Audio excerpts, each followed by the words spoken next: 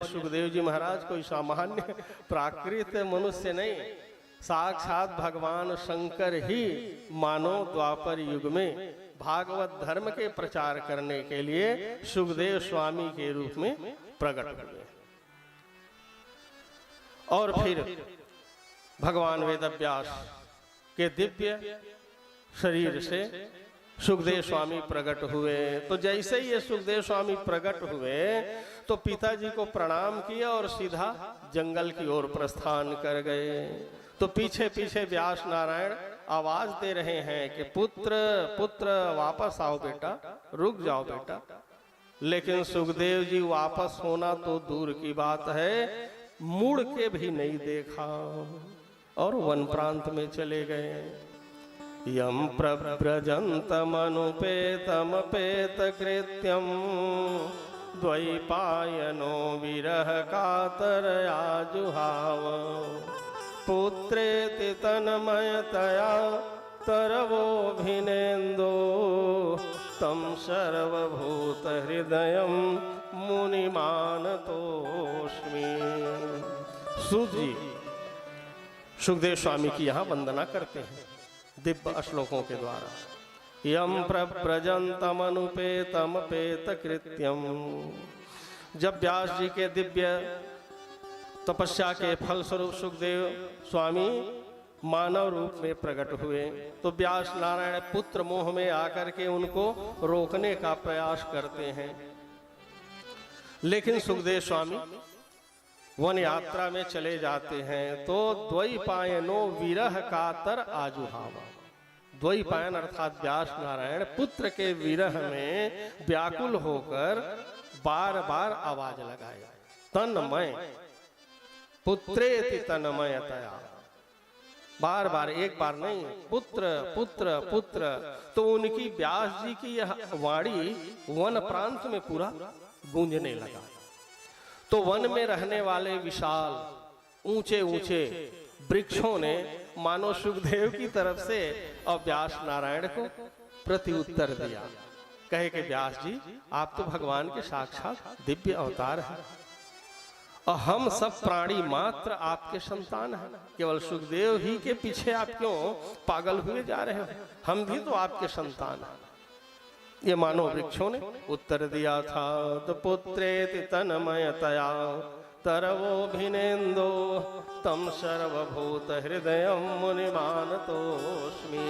तो ऐसे संसार के समस्त भूत प्राणियों में निवास करने वाले श्री सुखदेव जी महाराज को हम प्रणाम करते हैं। यही भागवत की दिव्य महिमा को इस श्लोक में पुनः गाया है। निगम कल्पतरोर गलितम फलम शुकमुखादमृत द्रव संयुतम पिबत भागवतम रसमालयम मुहुरहो रसिका भूमि भावुका। यह भागवत महापुराण की कथा कैसे है तो कहे वेद रूपी वृक्ष का पका हुआ फल है भागवत महापुराण। तो ऐसे पके हुए फल जिसमें रस क्या भरा है तो अमृत द्रव संयुतम, अमृत रस भरा हुआ है। तो ऐसे अमृत रस को पीने के लिए मानव मात्र को लालायित होना चाहिए। तो कब तक पिए महाराज, कितने दिनों तक पिए? हाँ, तो सूत जी ने कहा यावद जीवेत तावद पीबेत। ऐसा नहीं कि एक बार भागवत की कथा सुन लिया अब हो गया जी, हम तो सुन लिए थे भागवत की कथा, दोबारा सुनने की जरूरत नहीं। नहीं नहीं, जब तक जीवन हो, जब तक शरीर में प्राण हो तब तक इसे पीते रहें। पिबत भागवतम रसमालयम मुहुरहो रस। मुहु शब्द का अर्थ होता है बार बार। मुहुरहो रसिका भुवि भावुका। तो ऐसे अमृत रस से भरे हुए दिव्य इस भागवत रूपी फल को बार बार पीते रहें, बार बार पीते रहें। तो जीवन धन्य होकर के शुद्ध बुद्ध प्रबुद्ध होकर और अंत में परमात्मा के दिव्य चरण की प्राप्ति होगी। ऐसे दिव्य भागवत महापुराण को पढ़ाने के लिए व्यास जी ने सुखदेव जी को प्रकट किए, लेकिन सुखदेव जी जंगल चले गए। तब व्यास जी ने अपने कुछ शिष्यों को, विश्वास पात्र शिष्यों को भागवत के पढ़ा करके कुछ श्लोकों को स्मरण करा के कहा, तुम लोग जाओ जहाँ सुखदेव तपस्या में बैठे हों वहाँ जा करके भागवत के श्लोकों को पढ़ना। तो मुझे पूरा विश्वास है क्योंकि भागवत के श्लोक में वो आकर्षण है। यदि कोई श्रद्धा पूर्वक अर्थ सहित यदि कहीं श्लोक को समझ ले तो मन गदगद हो जाता है स्वाभाविक रूप से, क्योंकि इसमें ऐसी मधुरता, व्यास जी ने ऐसी सरसता प्रदान किया है, अमृत रस है न भागवत। तो इसलिए शिष्यों को भेजे, शिष्य जा करके और सुखदेव स्वामी के बगल में खड़े होकर और भागवत के दिव्य श्लोकों का गान करने लगे। वरहा पीडम नटवर वपु कर्णयो कर्णिकारम बिभ्रदवासः कनक कपिशं वैजयन्तीं च मालां रंध्रान वेणोरधर सुधया पूरयन् गोपवृन्दै वृन्दारण्यं स्वपदरमणं प्राविशद् गीतकीर्तिः। ये 10वें स्कंद का श्लोक है, वेणु गीतम। जब भगवान श्याम सुंदर यमुना के किनारे कदम वृक्ष की छाया में खड़े होकर नटवर वेश में, नटवर वेश अर्थात बाएं पैर के ऊपर दाहिने पैर को टिकाकर, पीतांबर पहने हुए, वैजंती फूल की माला, कनेर फूल के कुंडल और मोर पंख का मुकुट बांधकर अपने अधर पल्लव में बांसुरी को लेकर और जब उसमें श्वास फूंकते हैं तो उस समय जो मधुर वाणी निकलती है उससे तीनों लोग मोहित होने लगता है। तो यही के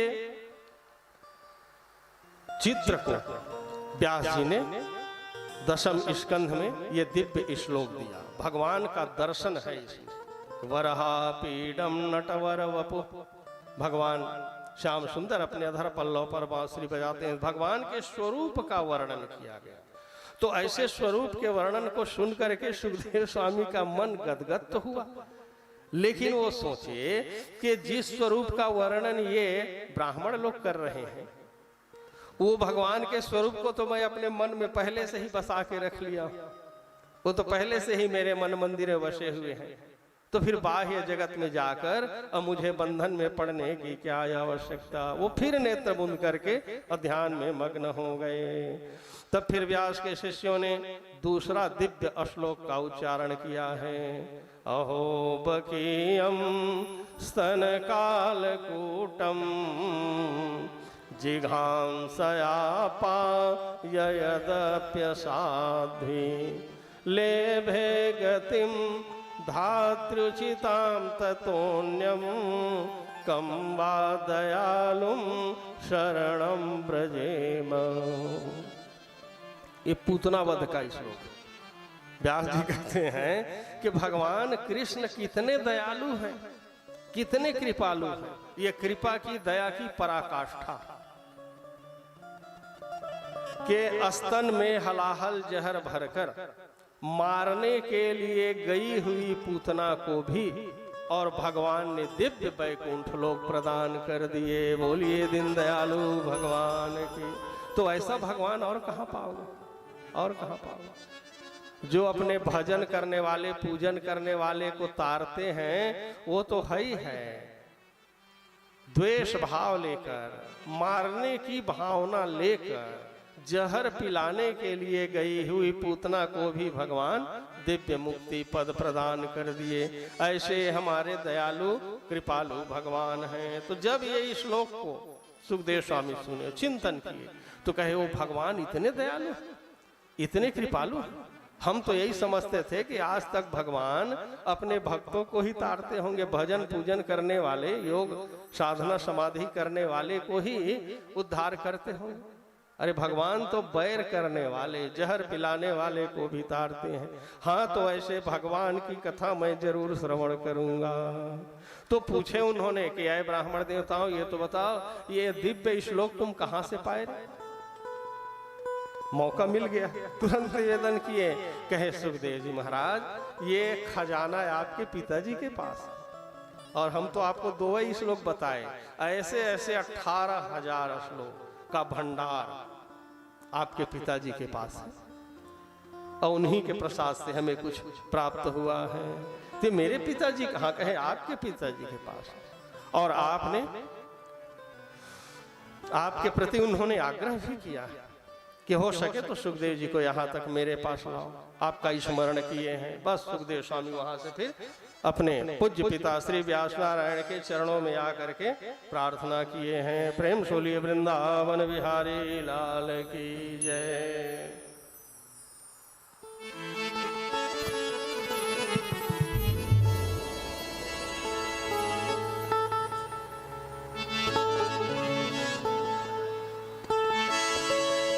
जरी सी पगड़ी बांधे सुंदर आँखों वाला,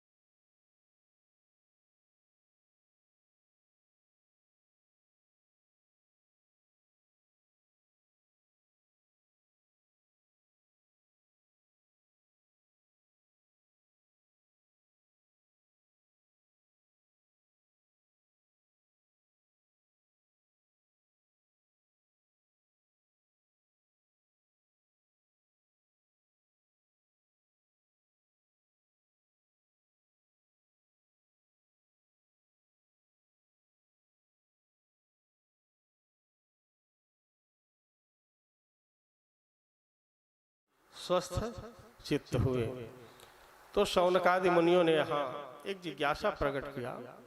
कहे कि महाराज ये भागवत महापुराण की कथा कहाँ से प्रारंभ हुई? तो कहे महाभारत का अंत, महाभारत का अंत और भागवत का प्रारंभ। यदा मृधे कौरव सृंजयानाम वीरेश्वथो वीरगतिम गतेषु वृकोदरा विद्ध गदाभिमर्शम अभग्ने रुदंडे धृतराष्ट्रपुत्र। महाभारत के 18वें दिन भीम और दुर्योधन का गदा युद्ध चल रहा था। न भीम दुर्योधन को पराजित कर पा रहे थे और न ही दुर्योधन भीम को पराजित कर पा रहे थे, क्योंकि दोनों सम योद्धा थे। अपने अपने तरफ से जरूर दांव पेच लगाते, लेकिन दोनों बराबरी के, तो इसलिए एक दूसरे को नहीं जीत पा रहे थे। लेकिन भगवान श्री कृष्ण ने संकेत के द्वारा भीम को कहा कि दुर्योधन के जांघ पर प्रहार करो। तो पहले तो भीम ने मना किया, कहे केशव अच्छा उपाय बताते हो, कहते आप स्वयं धर्म स्वरूप भगवत स्वरूप हो करके और मुझे अधर्म के रास्ते पर चलने के लिए, क्योंकि युद्ध में गदा युद्ध में नियम बताया गया कि कमर के नीचे भाग प्रहार नहीं करना। और आप कहे देखो भीम मैं जो कह रहा हूं मेरी आज्ञा का पालन करो, तो न चाहते हुए भी भगवत आज्ञा स्वीकार कर भीम ने दुर्योधन के गदा में जांघ में गदा का प्रहार किया। ब्रिकोदरा विद्ध गदा भी मरसे। तो भगनोरुदंडे धृतराष्ट्र पुत्र, धृतराष्ट्र के पुत्र दुर्योधन जांघ के टूटने से व्याकुल होकर वहीं गिर पड़ा है। रात्रि के समय अश्वत्थामा आए, अश्वत्थामा को समाचार बताए, तो दुर्योधन के मृत्यु का बदला लेने के लिए अश्वत्थामा द्रौपदी के सोए हुए 5 पुत्रों की हत्या कर दिया। द्रौपदी बिलखती है, रोती है। उनके रोने की आवाज सुनकर के श्याम सुंदर अर्जुन को लेकर के आए, तो देखे 5 पुत्रों का सिर कटा हुआ, धड़ मात्र पड़ा था। तो यहीं पर अर्जुन ने प्रतिज्ञा किया कि हे द्रौपदी, हे पांचाली, तुम रोओ मत। यदि मैं क्षत्रिय पुरुष हूं तो तुम्हारे पुत्रों की हत्या करने वाले का बदला लेकर के रहूंगा, और जब तक उनके सिर को न काट दूं पानी नहीं पीऊंगा। इतना बड़ा प्रतिज्ञा करके, और उसके बाद फिर भगवान कृष्ण के साथ दिव्य रथ पर सवार होकर और अश्वत्थामा को ढूंढने के लिए आगे बढ़ते हैं। तो जैसे ही नर और नारायण, देखो अर्जुन और कृष्ण कौन है? नर और नारायण। तो ऐसे देव स्वरूप नर नारायण को आते हुए देखकर प्राण बाध उपस्थित है अश्वत्थामा ने ब्रह्मास्त्र का प्रयोग किया। तो भगवान के आदेश पाकर अर्जुन भी ब्रह्मास्त्र का प्रयोग करके और दोनों ब्रह्मास्त्र का उपसंहार कर लिया। उसके बाद अश्वत्थामा के चोटी को पकड़ करके और घसीटते हुए और द्रौपदी के सामने लाके खड़ा कर दिए। लेकिन धन्य है हमारे भारतीय संस्कृति की वो आदर्श मां द्रौपदी। अश्वत्थामा को देखते ही उनके मन में करुणा का भाव आ गया। मुच्यता मुच्यतामेष ब्राह्मणो नितराम गुरु। अय अर्जुन, तुम किसको पकड़ के ले आए? ये तो हमारे गुरु पुत्र है और ब्राह्मण भी है, इसलिए इसे छोड़ दो, छोड़ दो, तुरंत छोड़ो इसे। मुच्यता मुच्यतामेष ब्राह्मणो नितराम गुरु। ये ब्राह्मण भी है और हमारे गुरु का पुत्र भी है। अर्जुन, क्या आपको स्मरण नहीं है इसी अश्वत्थामा के पिता द्रोणाचार्य से तुमने शस्त्र और शास्त्र की विद्या की पारंगत हुई, और आज उसी गुरुपुत्र को पकड़ करके ले आए हैं। छोड़ो इसे, छोड़ो। तो भीम ने कहा, अर्जुन सावधान, तुम क्षत्रिय हो और अभी अभी प्रतिज्ञा किए हो कि जब तक बालक की हत्या करने वाले के सिर को ना काट लूं पानी नहीं पीऊंगा, तो इसलिए बिल्कुल मत छोड़ना। अर्जुन धर्म संकट में पड़ गए, क्योंकि प्रतिज्ञा कह रहा है कि इनका हत्या कर दो, और द्रौपदी कह रही है कि हाथ मत लगाना, ये अपराधी मेरे हैं, इसलिए इनको क्या दंड देना है ये मेरे ऊपर है। मुच्यताम, तुरंत छोड़ दो। तब अर्जुन ऐसे धर्म संकट के समय में कन्हैया की ओर देखे, कहे केशव आपकी क्या आज्ञा है? तो भगवान तो बड़े अटपटा मिजाज के, वो अर्जुन को और उलझा दिए और कहने लगे, ब्रह्म बंधुर न हंतव्यम आतताई वधारहण। अर्जुन, मैं स्वयं अपना मत नहीं बता रहा हूं, शास्त्र का ऐसा कथन है क्या कि ब्रह्म बंधुर न हंतव्यम, ब्राह्मण चाहे कितनो भी बड़ा अपराधी हो उसे मृत्यु दंड नहीं देना। अब दूसरे फिर नीचे कहा आतताई वधारण, लेकिन जो आतताई हो, आतंकवादी हो, अत्याचारी हो, छोटे छोटे बच्चे, बूढ़े, स्त्रियों की हत्या करने वाला आतंकवादी हो, वो चाहे कोई भी हो उसको मार देना चाहिए। दोनों तरफ की बात कहे, ब्रह्म बंधुर न हंतव्यम, और फिर कह रहे हैं कि आतताई वधारण। समझ नहीं पाया अर्जुन, कहे महाराज स्पष्ट बोलो मुझे क्या करना है। तब यहीं पर एक सूत्र दिया भागवत महापुराण में, वपनम द्रविणादानम ग्राम निर्यापणम तथा एष ही ब्रह्म बंधुर्नाम नान्योस्ति मृत्युदैहिकः। यह सामाजिक व्यवस्था भागवत में बताया है कि मान लो किसी गांव में कोई ब्राह्मण बहुत बड़ा अपराध कर बैठे, अक्षम्य अपराध, तो उसे क्या दंड मिलना चाहिए, ये भागवत निर्देश दे रहा है। तो कहे वपनम, भरे समाज में उसके सिर को मुंडित कर दो। द्रविणा दानम, द्रव्य दान माने जुर्माना कर दो, अर्थदंड। और इतने पर भी आपका मन संतुष्ट नहीं हो रहा है तो उसे गांव से निकाल दो, अब कह दो आज के बाद दोबारा हमारे सामने मत आना। एष ही ब्रह्म बंधुर्नाम नान्योस्ति मृत्युदैहिकः, इतना ही ब्राह्मण को दंड देना चाहिए, मृत्यु दंड कभी भी न दें। जब ये कहा तो अर्जुन समझ गए, तुरंत तलवार निकाले और अश्वत्थामा के सिर को मुंडित कर दिया। और अर्थदंड तो अश्वत्थामा के मस्तक पर जो दिव्य मणि लगा हुआ था, माँ के गर्भ से ही वो मणि लेके आया था, उसको जुर्माना के रूप में मणि को निकाल दिए और कह दिए, ऐ अश्वत्थामा तुम हमारे राज्य से बहिष्कृत, अन्यत्र कहीं चले जाओ, फिर दोबारा कभी हमारे आंखों के सामने मत आना।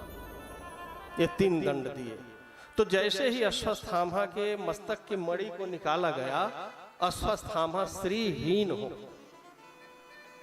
और वहां से चले तो गए, लेकिन देखो प्रतिशोध की भाव आया अश्वत्थामा ने मन में सोचा, इससे अच्छा तो मुझे मार देते तो उतना दुख नहीं होता, क्योंकि जहां कहीं भी जाऊंगा तो जो मणि मेरे माँ के गर्भ से जीवन भर मेरे साथ, उसको ये ले लिए, श्रीहीन हो गया, कांतिहीन हो गया, तो लोग पूछेंगे तुम्हारा मणि कहाँ गया महाराज, और कौन तीरथ से आ रहे हो इस तरह से मुंडन होके, तो क्या बताऊंगा लोगों को। संभावित कह अपयश लाभ, मरण कोटि सम दारुण लाभ। उसके बाद प्रतिशोध की भावना लेकर के 6 ब्रह्मास्त्र का प्रयोग किया अश्वत्थामा ने, 5 पांडवों के लिए और एक उत्तरा के गर्भ में पल रहे दिव्य बालक के लिए। तो भगवान श्री कृष्ण 5 पांडवों के तरफ आते हुए लपकते हुए उस ब्रह्मास्त्र को पानी की तरह पी गया, पांडवों को शांति किया। उसके बाद फिर उत्तरा के गर्भ के तरफ जब वो ब्रह्मास्त्र अग्नि की ज्वाला की तरह लपकते हुए दौड़े, तब उत्तरा व्याकुल हो गई और व्याकुल होकर के श्याम सुंदर का स्मरण करने लगे। श्री कृष्ण द्वारिका वासिन माम रक्षय केशव, कामं दहतु मे नाथ मामे गर्भ निपात्यताम्।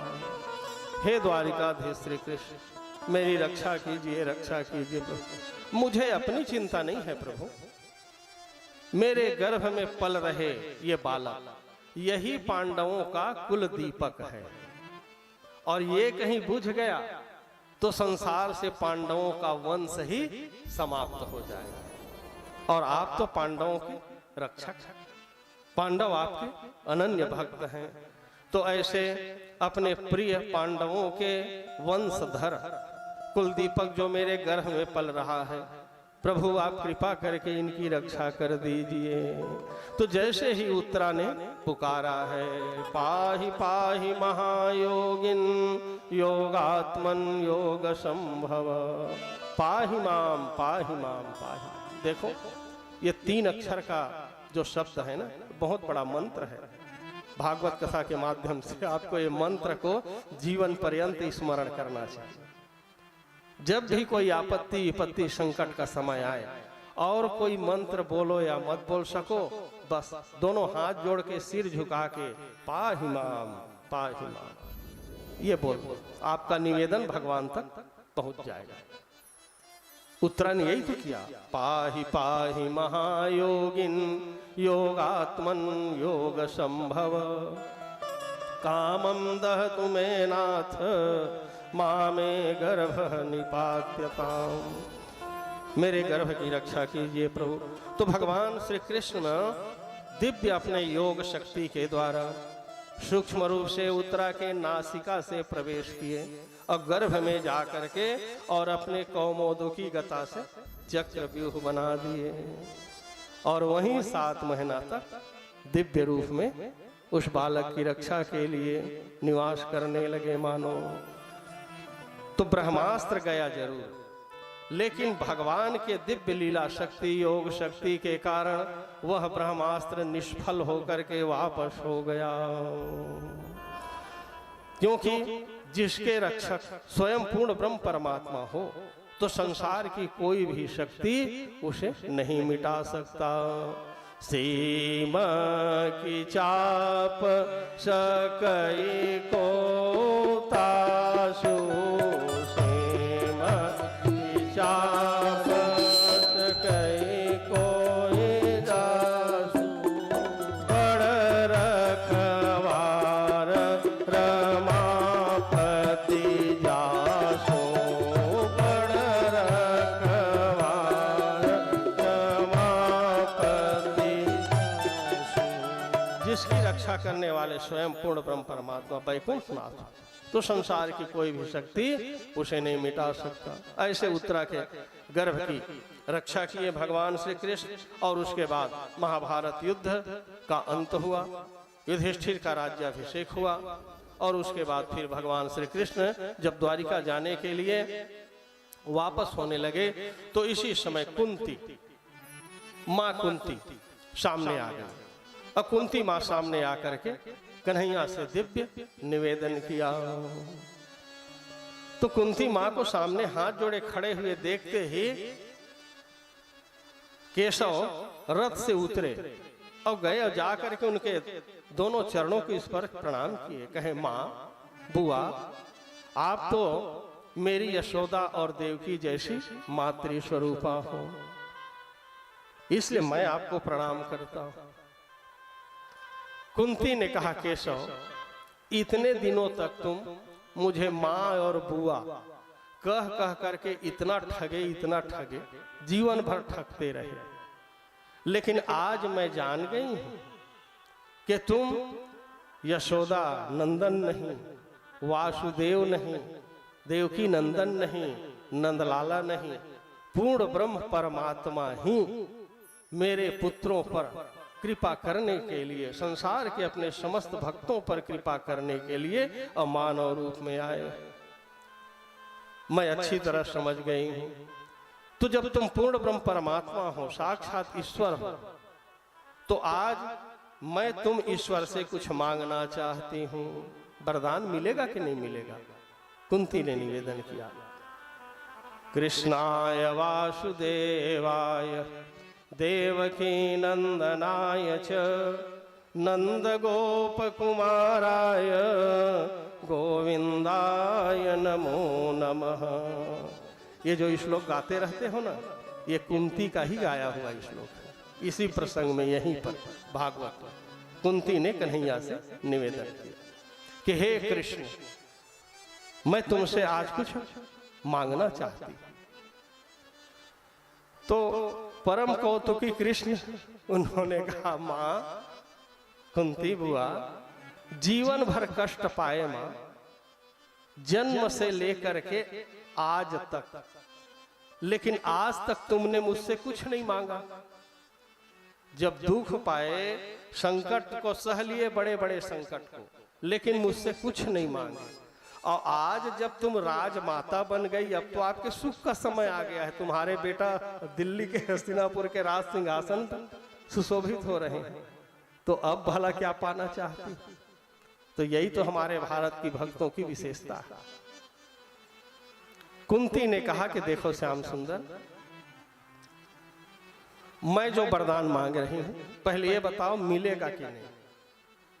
तो कन्हैया ने कहा तुम जो मांगो मिलेगा। मोरे नहीं अदेय कछु तोरे, तुम्हारे लिए तो मेरा भंडार खुला है, दरबार खुला है, जो मांगो मिलेगा। तब कुंती ने वरदान क्या मांगा, ये बड़ी मार्मिक बात है सज्जनों। विपदः सन्तु नः सस्व तत्र तत्र जगद्गुरो, भवतो दर्शनम यद स्याद् अपुनर्भव दर्शनम। कुंती ने वरदान क्या मांगा?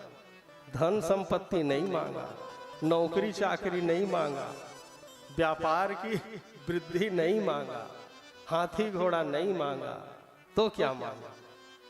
कि जीवन भर दुख मुझे मिलता रहे, विपत्ति मेरे जीवन से एक क्षण के लिए भी अलग न होने पाए। विपदः सन्तु नः शश्वत् तत्र तत्र जगद्गुरो, मैं संसार में जहां भी रहूं जीवन भर विपत्ति मिलती रहे। तो कन्हैया ने कहा मां ये कोई वरदान है? ये कोई वरदान है? संसार में कोई ऐसा ही वरदान मांगते हैं विपत्ति का? अरे दुनिया के लोग तो भगवान के चरणों में यही प्रार्थना करते हैं कि हे प्रभु आपकी कृपा से हमारे जितने संकट हैं, दुख हैं, वो सब मिट जाए और परिवार में सुख शांति आए। इसीलिए तो रोज भगवान की कथा सुनते हो, पूजा करने मंदिर जाते हो, एकादशी व्रत करते हो ना, कि हमारे जीवन में परिवार में किसी भी तरह की अशांति या दुख ना आने पाए, विपत्ति ना आने पाए। लेकिन ऐसा विचित्र भक्त है हमारे भारतीय संस्कृति में मां कुंती, जो विपत्ति के वरदान मांगती है कि विपदः सन्तु नः शश्वत् तत्र तत्र जगद्गुरो। और ऐसे ही एक भक्त है अभी वर्तमान कलयुग में भी हुए, लोक प्रसिद्ध नाम कबीरदास। कबीरदास ने भी भगवान से ऐसे ही वरदान मांगा था। क्या वरदान मांगा? कि सुख के माथे सिल पड़े, जो हरि नाम भुलाए, अब बलिहारी वह दुख की, जो पल पल नाम जपाए। ये कबीरदास का मत है। सुख मत देना प्रभु। क्यों? क्योंकि सुख के आते ही मनुष्य सुख निधान भगवान को ही पहले भूल जाता है। जैसे ही हमारे जीवन में छोटा मोटा सुख का समय आया कि सबसे पहले वो सुख देने वाले भगवान को पहले भूल जाते। तो इसलिए कबीरदास जी कहते हैं ऐसे सुख के माथे में सिलौटी पड़ जाए। सुख के माथे सिल पड़े, जो हरि नाम भुलाए, तो बलिहारी वह दुख की, जो पल पल नाम जपाए। उससे अच्छा तो दुख है, क्योंकि दुख आने पर मनुष्य दिन रात भगवान का स्मरण करता है। तो कुंती भी कहती है कि इसलिए मुझे विपत्ति का, तो ऐसा क्यों मांग रही हो? तो कुंती ने कहा कि देखो प्रभु, जब जब हमारे जीवन में संकट आता है, विपत्ति आती है, हम तुमको पुकारते हैं कि हे द्वारिकाधीश बचाओ रक्षा करो, तो तुम द्वारिका छोड़ करके दौड़े दौड़े हमारे सामने आ जाते हो। अब आपका साक्षात स्वरूप का हमें दर्शन होता है। अब भगवान का दर्शन, नारायण का दर्शन ही तो मानव जीवन की सार्थकता है। भवतो दर्शनम यद स्याद् अपुनर्भव दर्शनम। क्योंकि जो एक बार आपका दर्शन कर लेता है उसे फिर दोबारा भव सागर में आना नहीं पड़ता, मुक्ति हो जाती है। तो ये मुक्ति का माध्यम क्या हुआ पाने का? तो कहे दुख, विपत्ति। तो इसलिए आप मुझे विपत्ति का वरदान दीजिए।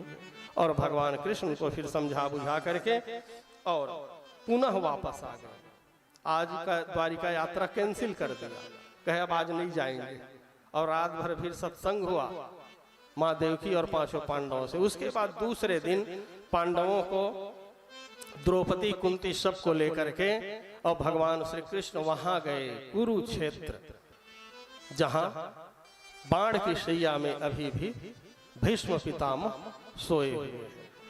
तो ऐसे भीष्म पितामह पर कृपा करने के लिए और भगवान इन सब पांडवों को लेकर के गए हैं। तो जैसे ही भगवान के दिव्य स्वरूप का दर्शन किया है तो भीष्म पितामह हाथ जोड़ करके प्रार्थना किए हैं। धर्मराज युधिष्ठिर को दिव्य ज्ञानोपदेश दिया है, क्योंकि युधिष्ठिर ने निवेदन किया कि पितामह मैं अब हस्तिनापुर का राजा बन गया और आज तक मुझे राज्य संचालन का कोई अनुभव नहीं है और आप तो अनुभवी हैं कई वर्षों तक, तो इसलिए आप कृपा करके मुझे बताइए कि मेरा कर्तव्य क्या है, मुझे राजपाट कैसे चलाना है। तब यहीं पर फिर कहीं समास में तो कहीं विस्तार से और धर्मोपदेश दिव्य उपदेश भीष्म पितामह ने युधिष्ठिर को दिया है। दान धर्मान ज्ञान धर्मान मोक्ष धर्मान विभागशः स्त्री धर्मान भगवत धर्मान समासभ्यास योगतः। दान धर्म, दान कब देना, कहाँ देना, किसे देना, कितना देना, इसके पीछे भी विवेक होना चाहिए। ये नहीं कि भावुकता में आकर के जब पाए जितना पाए मनमाना दान कर दिए, नहीं। दान देने के पहले भी ये विवेक से सोचना चाहिए कि किसे दे रहा हूं, कब देना है, कहाँ देना है, कितना देना। ये अलग अलग इनके विभाग है, प्रकार है दान देने के भी। तो दान धर्मान ज्ञान धर्मान, ज्ञान धर्म, मोक्ष धर्मान, मोक्ष की प्राप्ति कैसे हो इस पर चर्चा हुई। स्त्री धर्मान, स्त्रियों का क्या कर्तव्य है और स्त्रियों के प्रति पुरुषों का क्या व्यवहार होना चाहिए, इसको बताया। मोह भगवत धर्मान, भगवत प्राप्ति के लिए हमें क्या करना, ये सब सारी बातों को कहीं समाज तो कहीं व्यास पद्धति से वर्णन किया। और उसके बाद फिर श्याम सुंदर की ओर देखे तो श्याम सुंदर मंद मंद मुस्कुराते हुए अपनी बड़ी कृपा दृष्टि से भीष्म पितामह की ओर देख रहे थे। तो भीष्म पितामह ने कन्हैया को दोनों हाथों से निवेदन करते हुए अश्रुपात करते हुए प्रार्थना किया है। गोविंद मेरी यह प्रार्थना है, भूलो न मैं नाम कभी तुम्हारा, निष्काम हो के दिन रात गाऊं, गोविंद दामोदर माधवेति,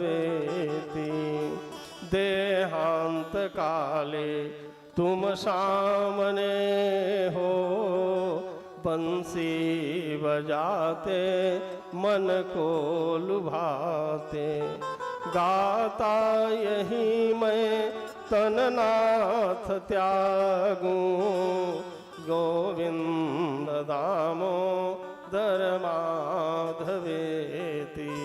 हे गोविंद, हे दामोदर, हे माधव, हे केशव, बस इसी तरह प्रभु कुछ क्षण के लिए और, जब तक मेरे शरीर से प्राण अलग न हो पाए तब तक आप इसी तरह मंद मंद मुस्कुराते हुए अपनी कृपामयी दृष्टि से मेरी ओर देखते रहिए। और अब मैं अपने दोनों आंखों से आपका दिव्य दर्शन पाते पाते, आपके पावन नामों का उच्चारण करते करते और इस धराधाम को छोड़ करके और परलोक गमन करूं, यही प्रार्थना है, यही आपसे निवेदन है। भीष्म पितामह दिव्य निवेदन कर रहे हैं। इसी समय उत्तरायण का समय आया। सूर्य भगवान जब धनु राशि से मकर राशि में प्रवेश किए हैं, उत्तरायण का पावन मंगलमय समय आते ही और फिर भीष्म पितामह के शरीर से प्राण तत्व दिव्य ज्योति के रूप में प्रकट हुए हैं और सबके देखते देखते वह दिव्य ज्योति परमात्मा स्वरूप भगवान श्री कृष्ण बांके बिहारी के हृदय में ही आकर के समाहित हो जाते हैं। आकाश से देवता दुंदुभी बजाते हुए जय जयकार किए हैं। बोलिए भक्तवत्सल भगवान की, भीष्म पितामह की जय, भागवत भगवान की जय।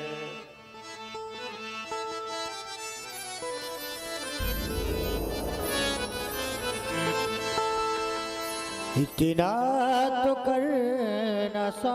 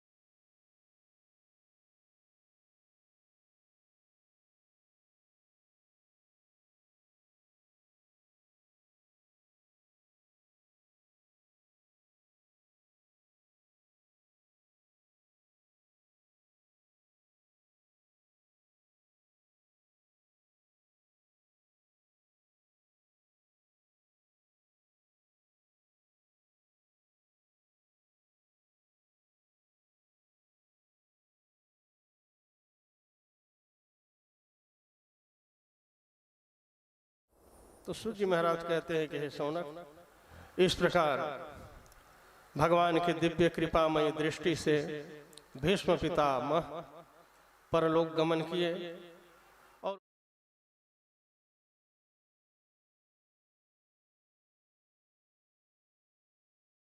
आदेश देकर और स्वयं द्वारिकापुरी आए। 7 महीने के बाद जिस बालक का भगवान ने गर्भ में रक्षा किया था उनका प्राकट्य हुआ। तो ऐसे संतान के प्रसव होने से एक बार हस्तिनापुर में पांडवों के यहाँ जन्मोत्सव मनाया गया। वेद ज्योतिष शास्त्र के पारगामी विद्वान आए और उस नवजात बालक का नामकरण संस्कार किया। ये न विष्णवेन रक्षितः स विष्णुरातः, जिस बालक की भगवान नारायण ने विष्णु ने स्वयं रक्षा किया हो उस बालक का मूल नाम होगा विष्णुरात। लेकिन यह बालक जन्म लेते ही सब जीवों में ईश्वर की परीक्षा कर रहा है कि गर्भ के अंदर जो मैं ईश्वर देखा था वही इसके अंदर दिखाई दे रहा है, वही इसके अंदर है कि नहीं है। सब जीवों में ईश्वर की परीक्षा लेवे, तो इसलिए उनका फिर लोक प्रसिद्ध नाम हुआ परीक्षित। विष्णुरात नाम मूल था लेकिन लोक प्रसिद्ध नाम हुआ परीक्षित। और उसके पश्चात फिर जन्मोत्सव मनाया गया है। इधर समय बीतते गया, भगवान श्री कृष्ण को आए जब 125 वर्ष पूर्ण हुए तब वह पहले यदुवंश का ब्राह्मणों के द्वारा श्राप दिलाकर संहार करवाए और फिर पुनः स्वधाम गमन किए। जब यह समाचार पांडवों को मिला तो कृष्ण के विरह में इन्होंने भी हिमालय प्रस्थान का निर्णय लिया और फिर परीक्षित का राज्याभिषेक। तो 36 वर्ष की उम्र के परीक्षित का जिस दिन राज्याभिषेक हुआ उस दिन उम्र कितना था? 36 वर्ष। 36 वर्ष की उम्र में परीक्षित का राज्याभिषेक हुआ। पांडवों का द्रौपदी के साथ स्वर्गारोहण हुआ, महाप्रयाण हुआ। बोलिए वृंदावन बिहारी लाल की जय। 60 वर्ष तक महाराज परीक्षित हमारे इस भारत भूमि में ही नहीं वरन पूरे पृथ्वी मंडल में राज सत्ता स्वीकार करते हुए राज्य का संचालन किया। तो इन्हीं दिनों कलयुग का आगमन हो गया, क्योंकि भगवान श्री कृष्ण जैसे ही इस पृथ्वी को छोड़ के परम धाम गए तत्क्षण उसी समय कलयुग का पृथ्वी में आगमन हो गया। तो देखिए, कथा के माध्यम से एक महत्वपूर्ण बात, आने वाली पीढ़ी आपसे प्रश्न कर सकता है कभी भी कि कलयुग कब आया है कि नहीं। महत्वपूर्ण बात कोई भी आपसे जिज्ञासा कर सकता है, पूछ सकता है कि भाई कलयुग कब आया। तो कब आया इसके दिन तिथि का तो उत्तर नहीं दिया गया, लेकिन भागवत में एक महत्वपूर्ण समाधान किया है। यदा मुकुंदो भगवान क्षुच्छाम त्यक्त्वा कलेवर तद्दिना कलिरायात सर्वसाधन बाधक। कब आया कलयुग? तो इसका उत्तर दिया, द्वापर युग के अंत में जिस दिन भगवान कृष्ण पृथ्वी को छोड़ करके परम धाम गए उसी दिन कलयुग पृथ्वी लोक में आ गया। अर्थात भगवान का जाना और कलयुग का आना, उसी दिन कलयुग प्रारंभ हो गया। तो फिर कलयुग अपना प्रभाव दिखाने लगा। तो इसके फलस्वरूप हुआ क्या? अधर्म की सत्ता बढ़ने लगा। तो कलयुग स्वयं अपने हाथों से मातृ स्वरूपा गौ को डंडे से पीट रहा था और बैल रूप धर्म जिसके 3 पग समाप्त हो गए थे, एक पांव से खड़े कांप रहा था और कलयुग उसे चरण से प्रहार कर रहा था। तो राजा परीक्षित दिग्विजय के बहाने जब गए तो देखा कि ये कोई दुष्ट पुरुष और मेरे राज्य में इस तरह से अधर्म। हम भारतवासी गौ को मां मानते हैं, तो ये मातृ स्वरूपा गौ को डंडे से पीट रहा है। और बैल धर्म का प्रतीक है, उसे चरण प्रहार कर रहा है। तो इसलिए उसे प्रताड़ित करने के लिए, दंड देने के लिए राजा परीक्षित अपने धनुष में बाण का संधान किया है। तो कलयुग दौड़ करके आया और परीक्षित के शरण में गिर गया। कहे महाराज क्षमा करो, क्षमा करो, अपराध को क्षमा करो। तो राजा परीक्षित ने विचार किया कि शरणागत कहूं जे तजहि, हितयन हितय अनुमानी, ते नर पावर पापमय, अति नहीं बिलोकत हानि। शरण में आए हुए को कभी दंड नहीं देना चाहिए, मारना नहीं चाहिए। इसलिए परीक्षित धनुष बाण वापस ले लिए। तो कलयुग से परिचय पूछा, तुम कौन हो? तब इन्होंने कहा, महाराज मेरा नाम कलयुग है। 4 युग परमात्मा ने सृष्टि के प्रारंभ में ही समय बना दिया है, सतयुग, त्रेता, द्वापर, कलयुग। तो भगवान कृष्ण के परम धाम जाते ही अब मेरा समय आ गया है, अब मेरा राजपाट चले गया है। तो परीक्षित ने कहा, मैं अपने जीते जी नहीं चलने दूंगा, तुमको भगा दूंगा, दबा दूंगा। तो कहे, देखो महाराज मैं समय हूं। कलयुग माने क्या है? समय। समय को न डंडे से पीटा जा सकता, न तलवार से काटा जा सकता, न आग से जलाया जा सकता, न पानी से डुबाया जा सकता। मैं समय हूं। तो इसलिए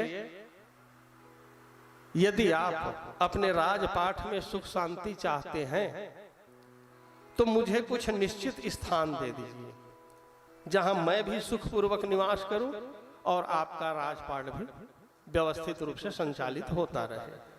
तो राजा परीक्षित ने 4 स्थान दिया है। द्यूतम पानम श्रियः शूना, यत्रा धर्मश्चतुर्विध, पुनश्च याचमानाय जात रूप मदात् प्रभु। 4 जगह।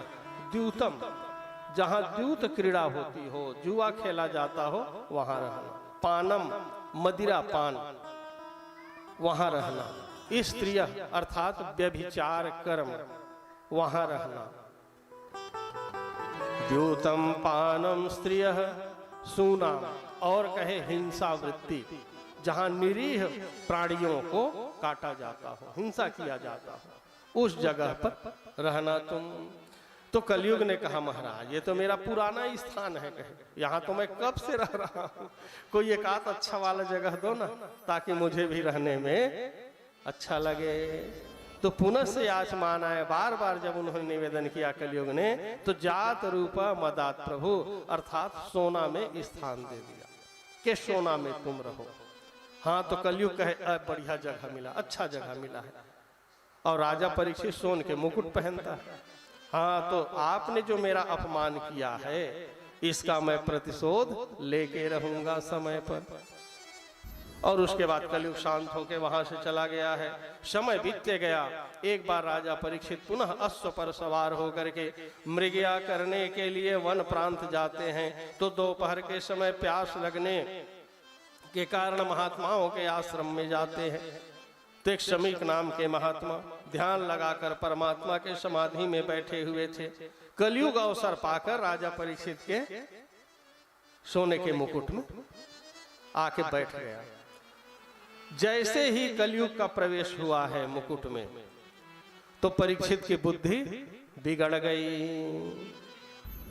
जो परीक्षित आज तक संत महात्माओं को, ब्राह्मणों को माता पिता के समान, देवता के समान सम्मान करते थे, उनके मन में शमीक महात्मा के प्रति द्वेष भाव आ गया। कहे, देखो तो देखो, मैं इतने बड़े पृथ्वी के राजा इनके आश्रम में आया हूं, उठ के स्वागत नहीं कर रहा है, पूछ तक नहीं रहा है, पानी पी लो, पता तो करूंगा ये असली महात्मा है कि ऐसे ही। तो मरे हुए सर्प गले में डाल दिए। लेकिन शमीक महात्मा तो अंतर मन में परमात्मा का चिंतन कर रहे थे। कब राजा आए, कब गले में सांप डाले, उनके शरीर में कोई प्रभाव नहीं हुआ। ये समाचार उनके तेजस्वी ओजस्वी बालक श्रृंगी को कौशिकी नदी में जलाशय में स्नान करते हुए जब मिला है, तब वहीं उग्र होकर के और अंजलि में जल लेकर के श्राप दे दिया। इति लंघित मर्याद तक्षक सप्तमे हनि। जाओ राजा परीक्षित, परमात्मा ने तुम क्षत्रियों को ब्राह्मणों की रक्षा करने के लिए, संत महात्माओं की सुरक्षा के लिए बनाया। अब आज वही तुम रक्षक भक्षक होना चाहते हो, तपस्वी महात्माओं का अपमान कर रहे हो। तो इसलिए जाओ, श्राप देता हूं, आज से 7वें दिन तक्षक सर्प के द्वारा तुम्हारी मृत्यु हो जाएगी। और रोते धोते पिताजी के पास आए। शमीक जी का ध्यान टूटा, क्या हुआ बेटा, सारी घटना पर प्रकाश डाले। तब उनको जब मालूम हुआ कि परीक्षित को शाप लग चुका है, तो शमीक महात्मा ने दयावश राजा परीक्षित के यहाँ 4 शिष्य भेजे और कहे जाके कम से कम राजा परीक्षित को सावधान कर दो। 2 बात, या तो सांप से बचने का उपाय कर ले या सांप से बचने का उपाय कर ले। अर्थात मेरे पुत्र के द्वारा जो दिया हुआ सांप है उससे बचने का उपाय कर ले, या सांप तक्षक सांप से बचने का उपाय कर ले। राजा परीक्षित को जब ये मालूम हुआ तो वह तुरंत राजपाट त्याग कर अपने पुत्र जन्मेजय को राज्याभिषेक कर वलकल वस्त्र धारण करके और गंगा किनारे चले जाते हैं संत महात्माओं के पावन सानिध्य में। तो इन दिनों परीक्षित का उम्र कितना था? 96 वर्ष। ये जानना आवश्यक है भाई कथा के साथ साथ कि उनका राज्याभिषेक कब हुआ? 36 वर्ष में, और 60 साल तक राजपाट किए।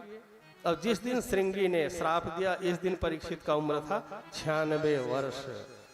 96 वर्ष के वयोवृद्ध और परीक्षित ने भागवत की कथा सुनी थी। लेकिन एक बात है, मृत्यु से घबराए नहीं, बल्कि मृत्यु का वर्ण करने के लिए, मृत्यु को संवारने के लिए, सुधारने के लिए, और उन्होंने दिव्य संत महात्माओं के पावन सानिध्य में जाकर के निवेदन किया है, म्रियमाणम किम कर्तव्यः। अय महात्माओं, ये तो बताओ, आसन्न मृत्यु व्यक्ति को अपने कल्याण के लिए क्या करना चाहिए? लेकिन कोई संत महात्मा समाधान नहीं देने पाए। तो इन्हीं दिनों भगवान कृष्ण की प्रेरणा से तपस्या करते हुए सुखदेव स्वामी के मन मंदिर में जाके भगवान कृष्ण ने प्रेरणा दिया कि सुखदेव, जिस लिए तुम्हारा अवतार हुआ है वो समय आ गया है। जाओ गंगा के किनारे भटकते हुए राजा परीक्षित को और 7 दिनों तक भगवान की दिव्य कथा सुना करके उनके जीवन को धन्य करो, और साथ ही ये भागवत धर्म का पूरे संसार में प्रचार प्रसार करो। तो भगवत प्रेरणा से सुखदेव स्वामी का ऐसे मंगलमय वातावरण में गंगा के किनारे संत महात्माओं के बीच में और परीक्षित के सामने दिव्य आगमन हुआ है। परीक्षित सुखदेव स्वामी को आते हुए देखकर चरणों में दंडवत प्रणाम किए हैं और प्रणाम करके उनसे भी यही जिज्ञासा प्रकट किया कि प्रभु, म्रियमाणम किम कर्तव्य।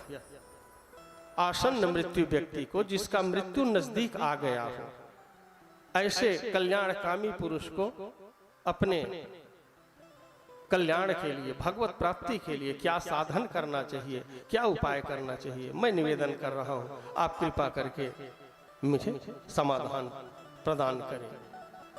तो यहीं से फिर सुखदेव और परीक्षित जी का संवाद प्रारंभ होता है और भागवत कथा की प्रारंभ होती है। अभी तक की जो कथा है ये समझ लीजिए भागवत की भूमिका, कथा की भूमिका हुआ।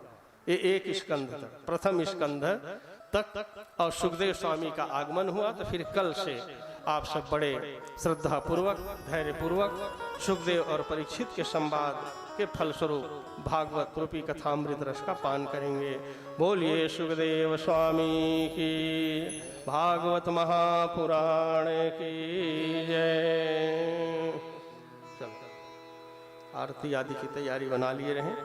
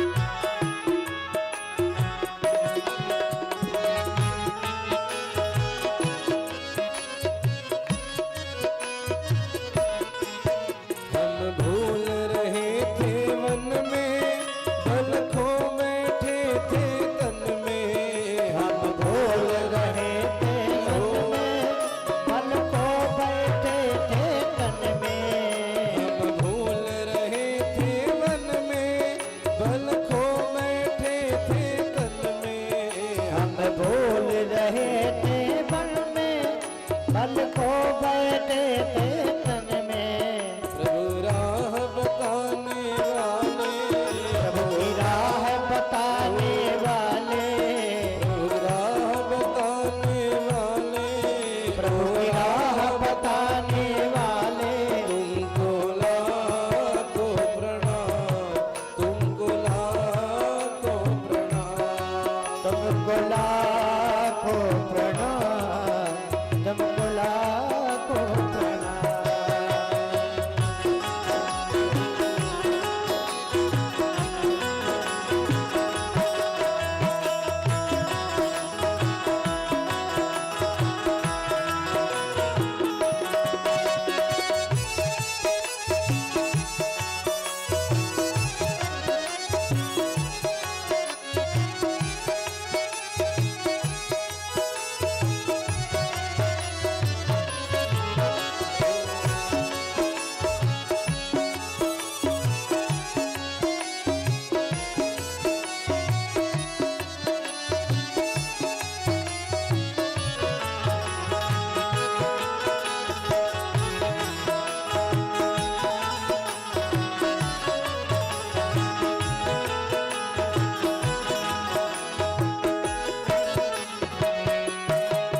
हम लेकर विष का प्याला, जा रहे थे यम का गाला। कर पिसियों का प्याला, जा रहे थे हम का गाला। लेकर विषयों का प्याला, जा रहे थे यम का गाला। ले पिसियों का प्याला, जा रहे थे हम के गाला।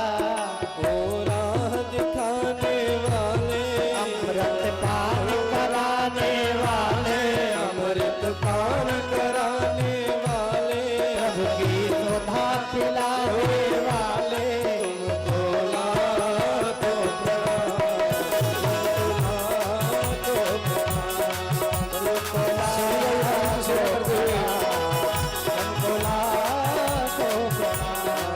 तुमको लाखों प्रणाम, तुमको लाखों प्रणाम, तुमको लाखों तुमको लाखों बोले बाल कृष्ण लाल की। आइए सभी भक्तवृंद अपने स्थान में खड़े हो गए और बड़े ही भाव के साथ सुंदर तालियों की सेवा करते हुए भगवान मुगल सरकार की पावन आरती आप सभी करें। बाके बिहारी तेरी आरती गावो, कुंजी बिहारी तेरी आरती गावो।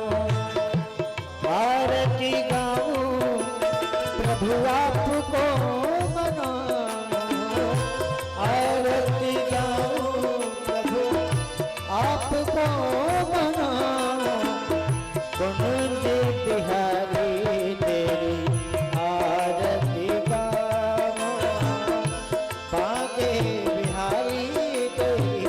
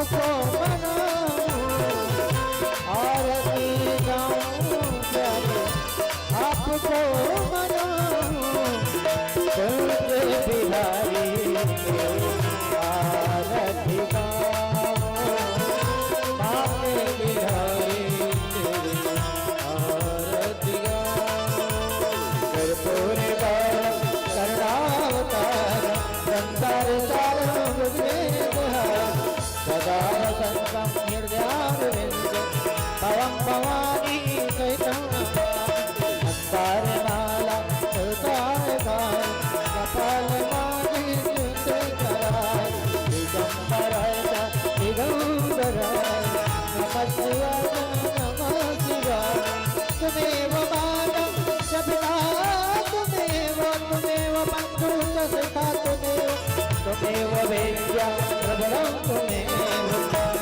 सर्वं मङ्गलमेव अद्भुतं केशवं रामनारायणं कृष्णदामोदरं पावनं नीलं माधवं गोपितं पल्लवं जानकीनायकं रामचन्द्रं भजे जानकीनायकं रामचन्द्रं हरे राम राम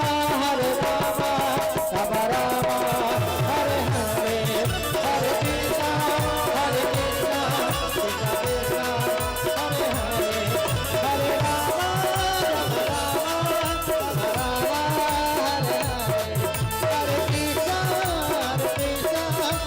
कृष्णा हरे हरे श्री कृष्ण गोविंद हरे मुरारी राधे राधे श्री कृष्ण गोविंद हरे मुरारी राधे नारायण वासुदेव राधे नारायण वासुदेव राधे नारायण वासुदेव श्री कृष्ण गोविंद हरे मुरारी राधे नारायण वासुदेव हरे राम राम राम हरे कृष्ण कृष्ण हरे राम राम राम हरे कृष्ण कृष्ण कृष्ण